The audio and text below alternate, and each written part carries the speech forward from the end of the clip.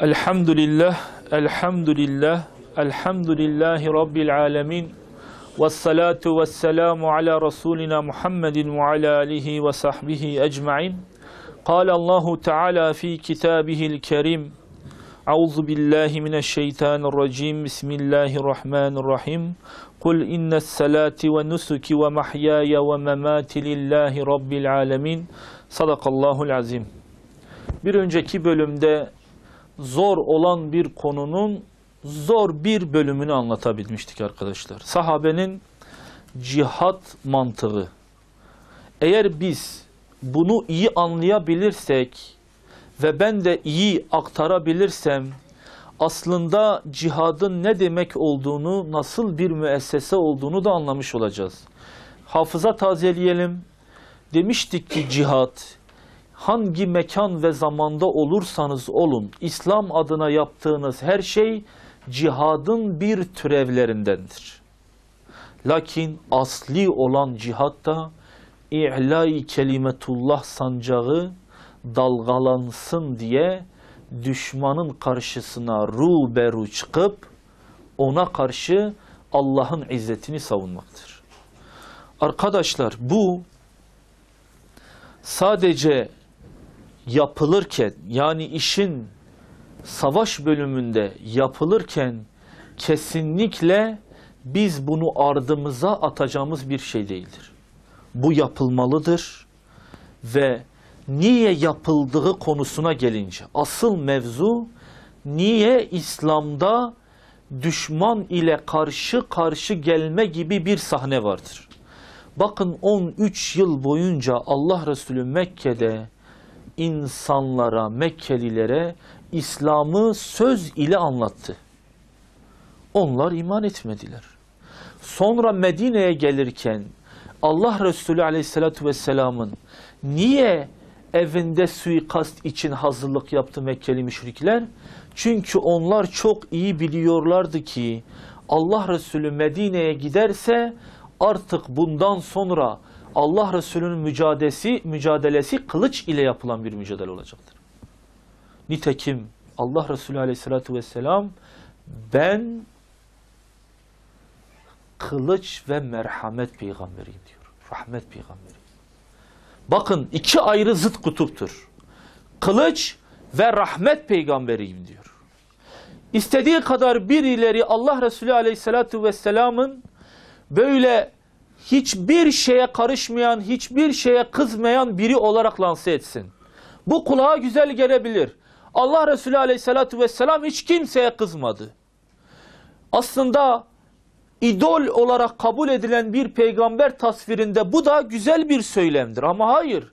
Allah Resulü Aleyhisselatü Vesselam Allah'ın izzetine müdahale eden her olayda, Allah'ın hakkına tecavüz edilen her olayda alnındaki şah damar, alnının ortasındaki damar kabarırcasına sinirlendi. Kabul etmiyordu. Ama Allah Resulü ne yapıyor? Ne zaman kılıncı sahabeye kullanın diyordu? İnsanlara tebliğe gittiğinde, mesela Kisra'nın karşısına sahabi çıktığında 3 teklif ile çıkıyorlardı.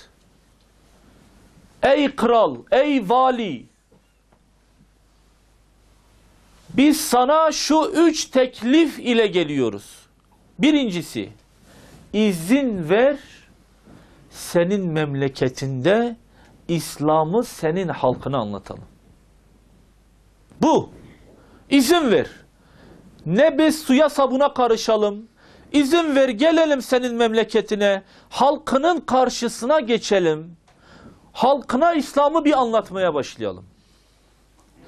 Eğer sen bununla engel olursan o zaman dininde kalmaya halen devam edersen o zaman haberin olsun bize cizye vereceksin.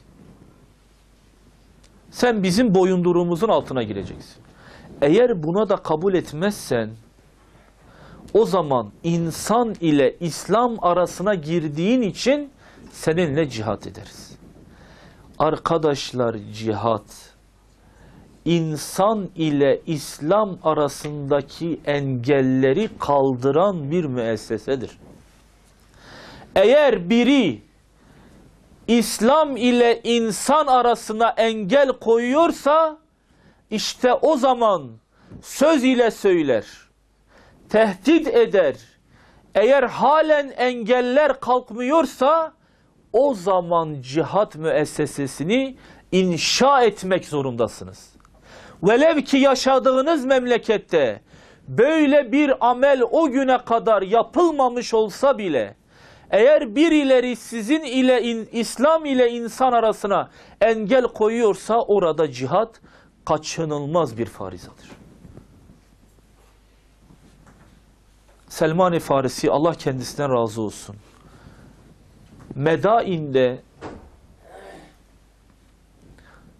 kendisi komutan olarak kendi soydaşlarının başına düşman karşısına geçiyor. Kendisi Farslıdır. Medain'in son kalesi, Kisra'nın son kalesi Medain düşmek üzeredir.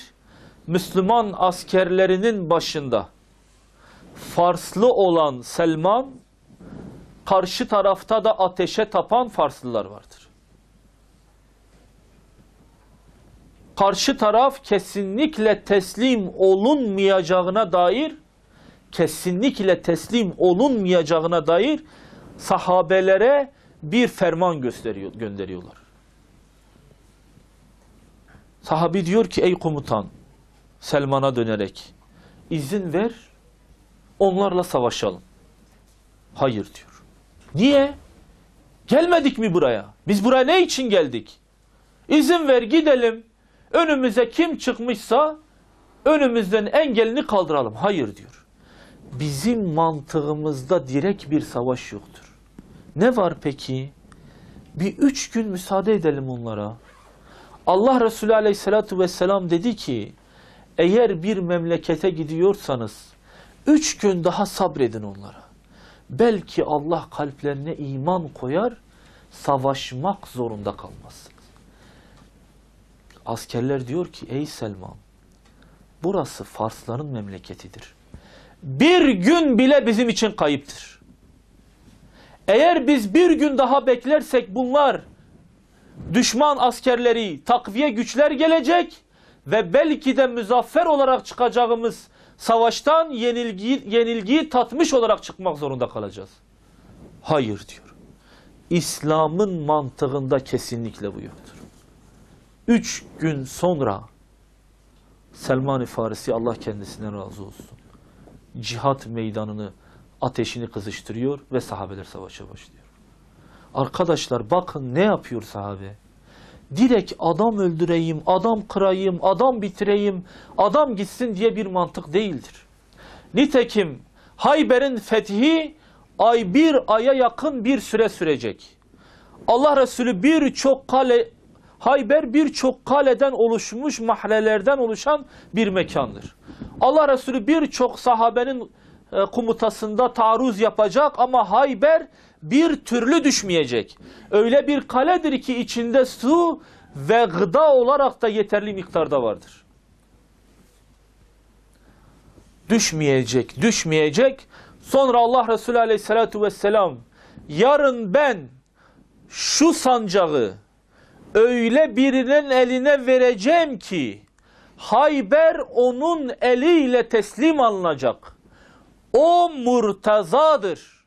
Allah ondan razı, o da Allah'tan razı bir kimsedir. Hazreti Ömer diyor, vallahi ben istiyordum ben olayım. Hatta diyor sahabeler, bedene olarak da en küçük, cüsse olarak en küçük nitelikteki sahabe bile diyordu, o övgüye biz mazhar olalım. Derken Allah Resulü Aleyhisselatü Vesselam sabah namazında Ali bin Ebi Talib nerede dedi. Biz dedik ki ya Resulallah gözü ağrıyor, içimizden başka birini seç, göz nezlesi olmuş. Hani onu geç, biz alalım. Hayır dedi. Ali bin Ebi Talib'i çağır. Ali bin Ebi Talib geldi, Allah kendisinden razı olsun, keremallahu veçhe. Diyor mübarek tükürüğünü gözlerine sürdü, gözleri iyileşti.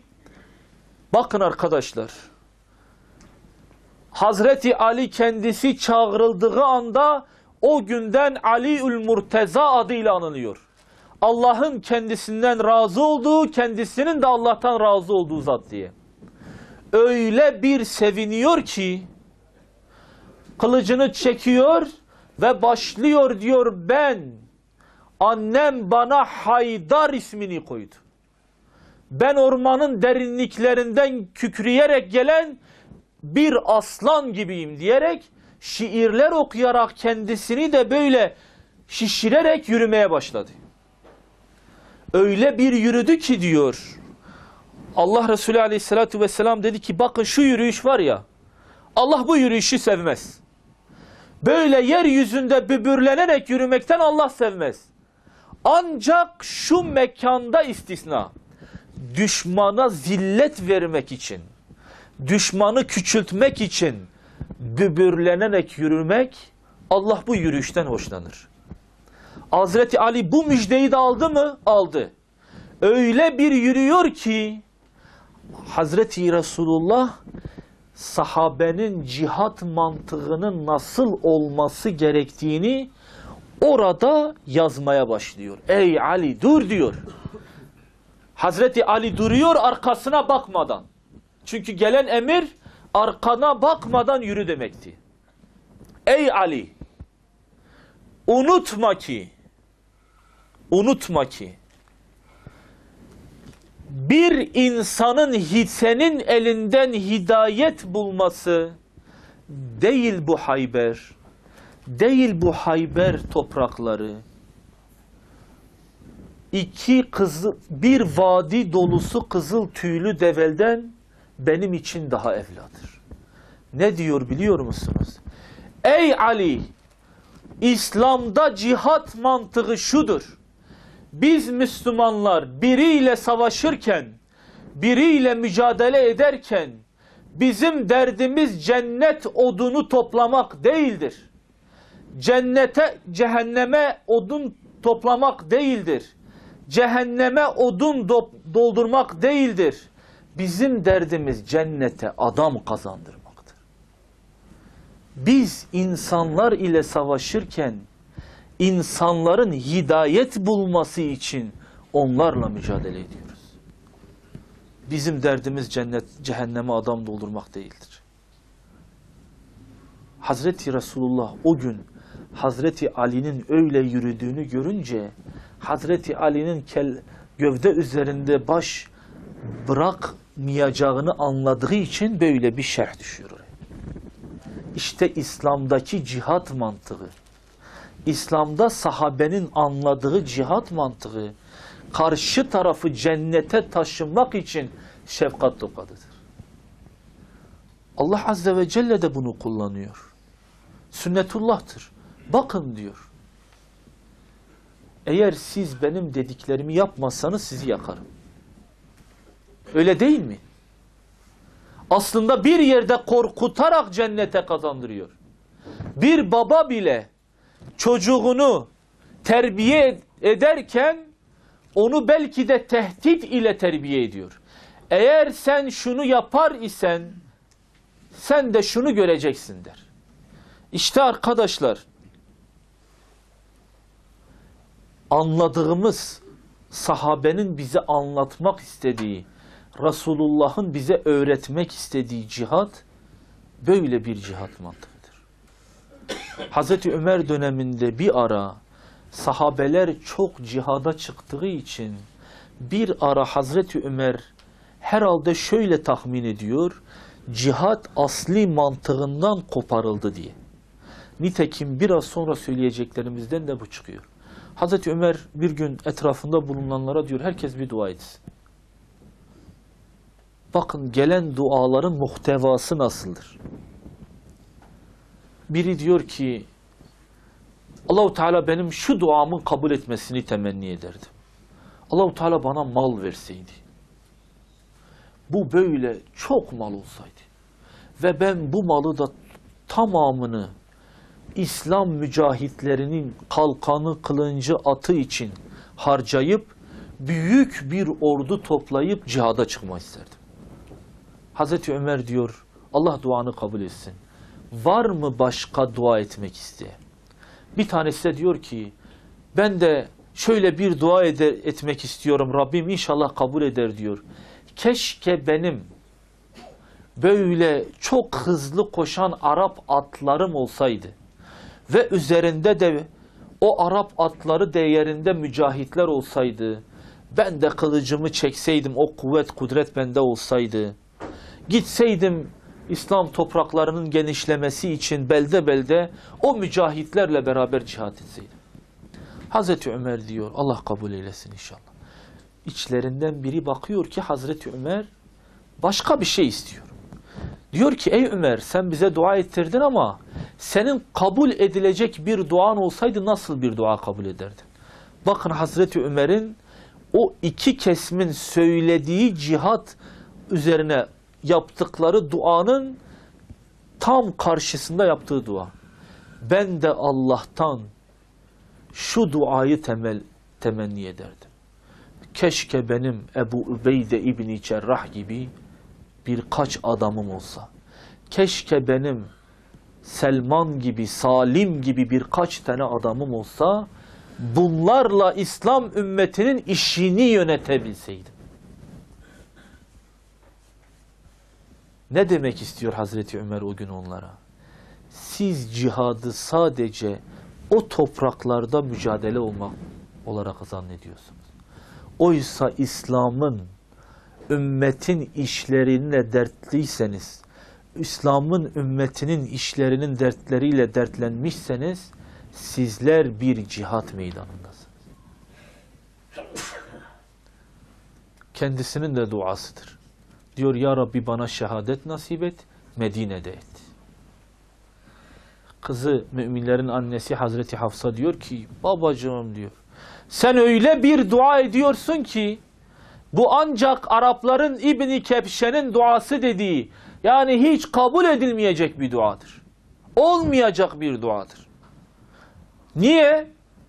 Çünkü baba diyor, sen İslam ümmetinin halifesisin, Medine Darul İslam'dır, sen bu memlekette nasıl şehit olacaksın? Senin şehit olabilmen için cihat meydanında olman lazım. Serhat illerinde bir ilde olman lazım. Mücahitlerin at koşturduğu bir ilde olman lazım. Yani Hazreti Hafsa aslında cihat meydanından başka yerde şehit olunmayacağının da bir yerde böyle bir zan üzerinedir. Hazreti Ömer diyor, kızım Allah isterse ben Medine'de de şehit olurum. İşte arkadaşlar,